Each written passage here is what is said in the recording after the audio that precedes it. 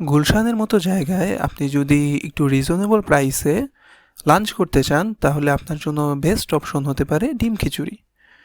তো আজকে আমি ডিম খিচুড়ি খেতে বেরিয়ে পড়েছি।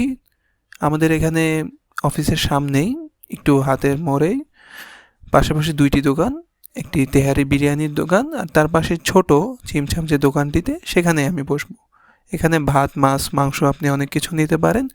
তবে আমি যেহেতু ডিম খিচুড়ি খাবো মনস্থির করে এসেছি, আমি তাই এরকম একটি চেয়ার দেখে বসে পড়লাম আর ডিম খিচুড়ি অর্ডার দিলাম। এখানে আপনি দুই ধরনের ডিম পেয়ে যাবেন। আপনি চাইলে সিদ্ধ, তারপরে ভুনা করা ঝোল দিয়ে ডিম নিতে পারেন, আবার চাইলে ভাজা ডিমও নিতে পারেন।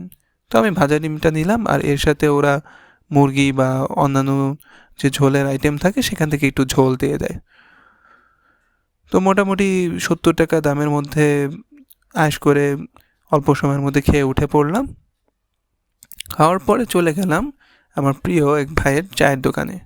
আমি যে কয়েকদিন ধরে চাকরি করছি, ভাইয়ের সাথে মোটামুটি একটা সখ্যতা বসে গেছে। তো ভাইকে পছন্দ মতো রং চা অর্ডার দিয়ে দিলাম। ভাই খুব সুন্দর করে আদা দিয়ে মশলা দিয়ে রং চা বানিয়ে দেয়, যেটা খেতে হয়তো অনেক চমৎকার না, কিন্তু আমার কাছে খুবই ভালো লাগে এবং ভাইয়ের আচার ব্যবহারও সব কিছু মিলে খুবই একটা ওয়ার্ম ফিলিং দেয়। তো আজকে এ পর্যন্তই, দেখা হবে অন্য কোনো ভিডিওতে।